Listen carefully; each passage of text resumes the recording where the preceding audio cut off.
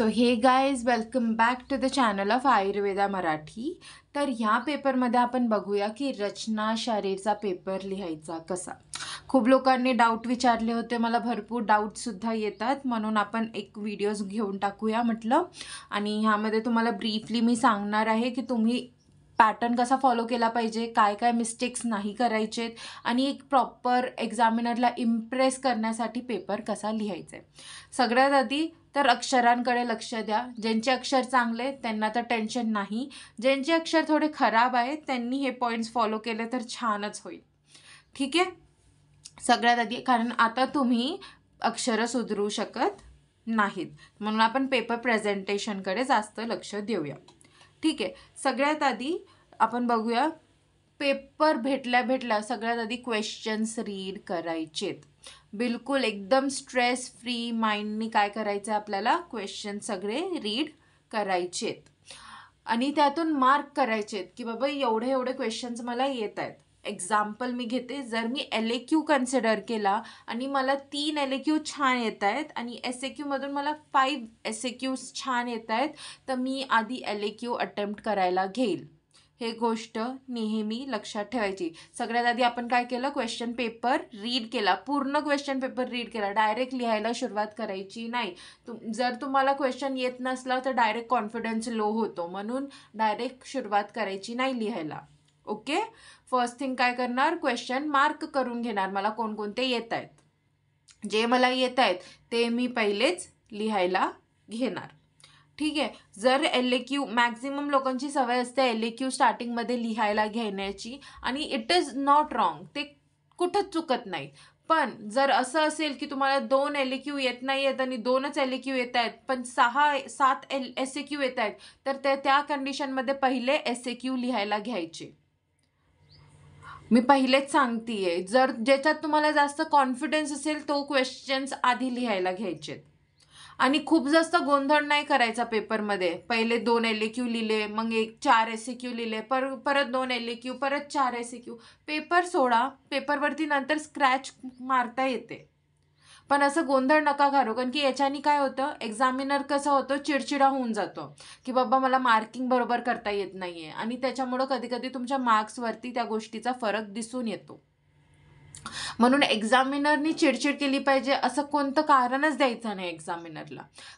जर तुम्हाला 3 LAQ तुम्ही लिहिले, तुम्हाला चौथा बरोबर येत नसेल, 4 पेजेस सोडा आणि SAQ लिहायला घ्या. जर नंतर शेवटी तुम्ही तो LAQ अटेम्प्ट केला आणि 4च्या ऐवजी 3च पेजेसचा भरला किंवा 2च पेजेसचा भरला, तर ते 2 उरलेले पेजेस स्क्रॅच करायचे, म्हणजे पेननी एक आडवी रेष मारून टाकायची त्यांच्यावरती. एक्झामिनर समजून जाईल की सुटलाय हा पेपर बा म्हणून. तो पुढे वाचेल. PTO लिहायचं खाली, प्लीज टर्न ओव्हर. संपलं. त्यांना समजती ही गोष्ट. म्हणून हा पॅटर्न फॉलो करा. मधून SAQ मधून LAQ हे चालू करू नका, हे चुकी करू नका. ठीक आहे. आणि एक गोष्ट नेहमीच लक्षात ठेवायची, तुम्ही कितीही जरी रचनाचा अभ्यास केला तरीही जे ॲव्हरेज स्टुडंट असतात स्पेशली त्यांच्यासाठी 2 SAQ 1 LAQ हमेशा सिलेबसच्या बाहेरचा असतो आपल्यासाठी. सिम्पल. जे ॲव्हरेज स्टुडंट्स असतात त्यांना 2 SAQ आणि 1 LAQ तर 100% आउट ऑफ द सिलेबस वाटतो की बाबा मी कधी हा अभ्यासच केलेला नाही आहे. मग अशा परिस्थितीत आपण काय केलं पाहिजे, अशा परिस्थितीत आपण स्ट्रेस फ्री राहिलं पाहिजे. सगळ्यात आधी 20च मार्क आहे जे मला येत नाही, बाकी 80 मार्क अजून पण माझ्या हातात आहेत, आणि 80 मार्कांमधून काय मी 50 नाही काढू शकत. हा पहिले कॉन्फिडन्स, हा असरेशन पहिले आधी करणं शिका. ते 20 मार्काच्या नादी लागून आपला 80 मार्काचा पेपर खराब करू नका. मॅक्झिमम लोकांची हीच टेंडन्सी असते, मला समजते. मी पण एक स्टुडंट होती एका काळी. पण आता तुम्हाला काय करायचं आहे, आता तुम्हाला त्याच्यातून ग्रो आउट करायचं आहे. मला जरी 20 मार्काचा येत नाही तरी मला उरलेला 80 मार्कांचा पेपर येतो. हा कॉन्फिडन्स बिल्ड करा, आत्तापासूनच बिल्ड करा. अजून एक्झामला 6-7 दिवस बाकी आहेत. ठीक आहे. त्यानंतर आपण बघूया.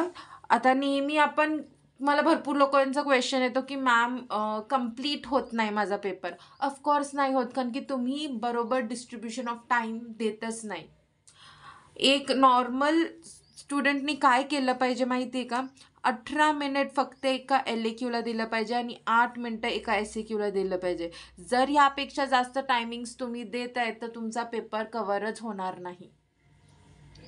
मी स्वतः स्टुडंट्सला ऑब्झर्व केलेलं आहे की ते पाऊण तासात 8 SAQ लिहितात आणि तेव्हा त्यांना टाईम पुरला नाहीमुळे एक नाही तर 8चे 8 SAQs अर्धे अर्धे लिहितात. ह्या गोष्टीला काही अर्थच नाही आहे. तुमचा एक SAQ सुटतोय, इट्स ओके, पण 8 SAQ जरी लिहितात पण सगळे अर्धे लिहित आहेत, त्या गोष्टीला अर्थच नाही आहे. तुम्हाला हर SAQमध्ये 8 कमी कमी मार्क भेटणार आहेत. पण त्यापेक्षा चांगलं की 7 SAQ नीट लिहा आणि 8वा SAQ सुटला तरी जाऊ द्या.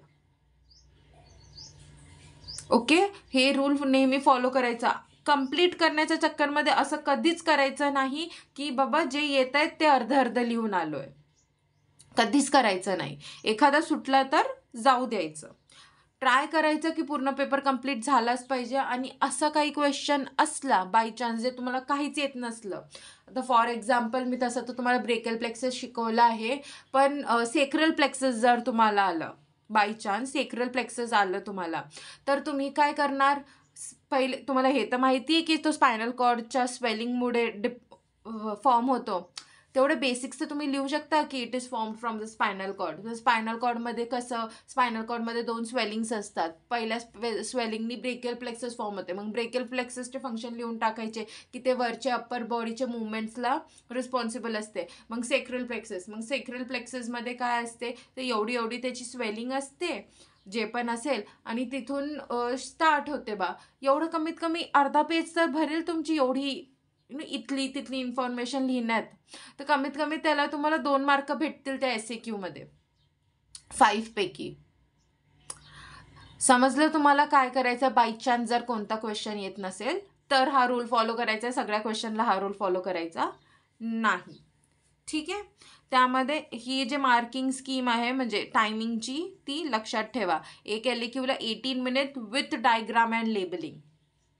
ही गोष्ट कधीच विसरायची नाही. त्यानंतर मी तुम्हाला जॉईंट्स म्हणा किंवा बोन्स शिकवताना पर्टिक्युलर पॉईंट वाईज सांगितले होते, जर तुम्हाला आठवत असेल. जसं एक पण एक्झाम्पल घेऊया. बोन शिकवताना मी तुम्हाला काय काय म्हटलं होतं की सगळ्यात आधी त्याची पोझिशन लिहायची, मग नंबर लिहायचा, मग होमोलोगस लिहायचा, मग टाईप लिहायचा, मग जनरल फीचर्स लिहायचे, मग त्याचे मसल अटॅचमेंट लिहायची, लिगामेंट लिहायची, परत मग त्याचं ऑसिफिकेशन लिहायचं आणि शेवटी अप्लाइड ॲस्पेक्ट लिहायचे. असे 9-10 पॉईंट सांगितले होते मी तुम्हाला बोन लिहिताना. तशापैकीचे पॉईंट्स मी तुम्हाला जॉईंट्स लिहिताना पण सांगितले होते आणि सेम टाईप ऑफ पॉईंट्स मी तुम्हाला ऑर्गन्स लिहिताना पण सांगितले होते. तर हेच रूल एक्झाममध्ये पण फॉलो करायचा. आधी मेन हेडलाईन लिहायची की सपोज मी टाईप लिहिते, इथं टाईप लिहायचा, टाईपच्या पुढे मॉडर्न आयुर्वेद करायचं आणि मग लिहायचं पुढे. टाईपच्या पुढे मॉडर्न किंवा आयुर्वेद लिहायचं आणि मग लिहायचं पुढे. याच्याने काय होतं की एक्झामिनरला समजतं की बाबा या पोरीने सिस्टमॅटिक स्टडी केलेलं आहे. ठीक आहे. त्यासाठी हे इम्पॉर्टंट आहे. हे पेपर प्रेझेंट करण्याची स्किल्स असतात. रॅन्डमली कुठूनही काही स्टार्ट करणाऱ्याला मार्क भेटत नाही. एक्झामिनरकडे 2 मिनटं असतात एक पेपर चेक करायला. तो 2 मिनटात अख्खा पेपर वाचून होणार आहे का त्याचा? नाही. जे हायलाईट करतील की मी हा पॉईंट लिहिलाय सर, त्यांनाच मार्क भेटणार आहेत. ही गोष्ट नेहमी लक्षात ठेवायची. एक proper systematic paper pattern follow करायचा. ठीक आहे. नेक्स्टकडे जाऊया आपण. त्यानंतर आहे की draw a neat and label diagram wherever possible. आता याचा अर्थ काय? Draw a neat label diagram. तर तुम्ही मला असं म्हणाल मॅम फक्त मॉडर्नमध्ये डायग्राम आहे, आयुर्वेदामध्ये नाही. असं आहे का की फक्त मॉडर्नमध्ये डायग्राम आहे आणि आयुर्वेदामध्ये नाही? मला नाही वाटत. मर्म शरीर माझ्यासाठी 15 मार्क्सचा क्वेश्चन आहे आणि एव्हरी पॉसिबल पॉईंटला मी तिथं डायग्राम काढण्याचा प्रयत्न करणार आहे. तुम्ही मला विचारताल कसं? सिम्पल आहे ना. शिप्रमर्म तुम्हाला हातावरती दाखवता येणार नाही. एक हँडचं स्ट्रक्चर करून तुम्हाला शिप्र दाखवता येणार नाही, तलहृदय दाखवता येणार नाही. चला ते नाही आले. अपांगची पोझिशन माहिती आहे, स्तपनीची पोझिशन माहिती आहे. जर तुम्हाला स्तपनी मर्म आला, एक तुम्ही बॉयचा फिगर काढला, त्याला डोळे दाखवले, मध्ये नाक दाखवली, एक माउथ दाखवला आणि मधला एक पॉईंट मार्क करून इथं स्थपनी लिहिलं ना, एक्झामिनर तुमचा आतला कंटेंट वाचणार सुद्धा नाही की तुम्ही लिहिलं काय. कारण की त्याला माहिती झालंय की त्या मुलाला किंवा मुलीला स्थपनीची एक्झॅक्ट लोकेशन किंवा पोझिशन माहिती आहे. समजलं? तर म्हणून डायग्राम असं नाही आहे की आयुर्वेदामध्ये डायग्राम काढू नाही शकत. तुम्हाला फक्त अंडरस्टँड करायचं आहे की इथे गरज आहे डायग्रामची किंवा इथे माझ्याकडे एक अप्पर हँड आहे डायग्रामचा, मी तो आधी काढतो. आणि नेहमी असं नाही करायचं. मॉडर्नमध्ये सुद्धा भरपूर जणांचे पेपर मी बघितलेत, ते काय करतात, मसल ओरिजिन अटॅचमेंटमध्ये लिहितात आणि त्याची डायग्राम शेवटी काढतात. अर्थ आहे का त्या गोष्टीला? कळेल कसं एक्झामिनरला की तुम्ही मसल ओरिजिन अटॅचमेंट त्या पॉईंटची लिहिलेली आहे म्हणून. जिथं ओरिजिन अटॅचमेंट लिहितात त्याच्या नंतर लगेच काढा ना डायग्राम, किंवा आधी डायग्राम काढा आणि नंतर ओरिजिन अटॅचमेंट लिहा, पण जवळ काढा. अगदी क्वेश्चन संपल्यावरती क्लिनिकल ॲस्पेक्ट लिहिल्यानंतर तुम्ही डायग्राम काढताय. अर्थ आहे का त्या गोष्टीला? एक्झामिनरला कळेल कसं काय? Same goes for joints. लिगामेंट्सची डायग्राम आहे ना, जिथं लिगामेंट लिहिली आहे तिथे काढा ना. ही गोष्ट बेसिक्स आहेत, हे तुम्हाला माहिती पाहिजे. ही मला सांगावी लागतीये तुम्हाला. मी भरपूर जणांचे पेपर चेक केले आणि सगळ्यांनी, मॅक्झिमम लोकांनी तरी हेच केलेलं आहे. क्वेश्चन संपल्यावरती डायग्राम काढतायत. हे एक्झामिनरला पण कन्फ्यूज करून टाकतो कधी कधी. असं नका करू. जिथं संपवलंय क्वेश्चन, जिथं तो टॉपिक रिलेटेबल आहे तिथं काढा. बाय चान्स विसरले तर गोष्ट वेगळी, शेवटी काढली एखाद्या क्वेश्चनमध्ये चालतंय, पण जिथं पॉसिबल आहे तिथं तर तुम्ही ॲडजस्टमेंट करू शकता ना. उलटं डायग्राम काढल्याने तुमचे पेजेस लवकर भरेल. तसं पण एकच रूल फॉलो करतो आपण, LAQला 4 पेजेस, SAQला 2 पेजेस. करेक्ट? हाच रूल फॉलो करता तुम्ही, तर त्याच्यापेक्षा चांगलं काढा ना मध्ये. आणि डायग्राम कसं तुम्हाला चेंज पण करायची ना. आता तर पेननीच काढायचं आहे तुम्हाला डायग्राम. हा क्वेश्चनसाठी तर मला एवढ्या लोकांनी परेशान केलेलं आहे. मी तुम्हाला परत सांगते, डायग्राम पेननीच काढा. कारण की अजून काही श्युरिटी नाही आहे की पेन्सिलची डायग्राम स्कॅन होत आहेत की नाही. व्हॉट इफ स्कॅन नाही झाले तर, पण आपल्याला ही श्युरिटी आहे ना की पेन स्कॅन होतोय. जर पेन स्कॅन होतोय तर draw the diagram with pen. परत मला विचारू नका. आता तर मी सांगितलंय डायरेक्टली. मला ह्या गोष्टीवरती परत कोणाचाच मेसेज आलेला नाही पाहिजे व्हॉट्सअपला. ठीक आहे? पेननीच डायग्राम बनवा. अजूनपर्यंत आपल्याला श्युरिटी नाही आहे की पेन्सिल स्कॅन होत आहे की नाही. ओके? त्यानंतर आपण काय बघूया, always and the answer with applied anatomy. Very very very important point. जर तुम्ही हे फॉलो केलं ना तर एक्झामिनर एकदम इम्प्रेस होणार आहे तुमच्या आन्सर्सनी. अप्लाइड ॲस्पेक्ट हर गोष्टीचा. आता जर तुम्ही असं म्हणाल की मॅम आम्ही तर भरपूर याच्यात कॉमन पॅटर्न केलं, असू द्या ना कॉमन पॅटर्न केलेलं. तर एकच बोन येणार आहे तुम्हाला पेपरला, एकच जॉईंट येणार आहे. बोनमध्ये नुसतं फ्रॅक्चर जरी लिहिलं तरी तो अप्लाइड ॲस्पेक्टमध्ये जातो. जॉईंटमध्ये नुसतं लिगामेंट टियर लिहिलं तरी तो अप्लाइड ॲस्पेक्टमध्ये जातो. तुम्हाला बेसिक डिसीजेस तर सगळ्यांची माहिती आहेत. 1-2 तर तुम्ही एक्स्ट्रा केलेलेच असणार आहे. मी तुम्हाला प्रत्येक बोनमध्ये, प्रत्येक जॉईंटमध्ये त्याची अप्लाइड सांगितलेली आहे. फक्त तुम्हाला त्यावेळेस आठवण करून लिहायचंय. बोनमध्ये कॉमन लिहा. असं कोणताही बोन आला, फ्रॅक्चर कॉमन असतो. कोणताही जॉईंट आला, लिगामेंट टियर कॉमन असते. हे 2-3 पॉईंट लक्षात ठेवायची. कोणताही ऑर्गन आला तर ब्लीडिंग, इंटरनल ब्लीडिंग कॉमन असते. त्याला हॅम्परिंग झाली, इंटरनल ब्लीडिंग झाली. हे सगळे बेसिक पॉईंट्स तर तुम्ही ध्यानात घेऊ शकता ना. ठीक आहे? त्यानंतर राईट क्वेश्चन नंबर प्रॉपरली. मी तुम्हाला आधी सांगितले, मध्ये गोंधळ घालायचा नाही. एक्झामिनरला चिडचिड करण्याचे कारण द्यायचे नाही.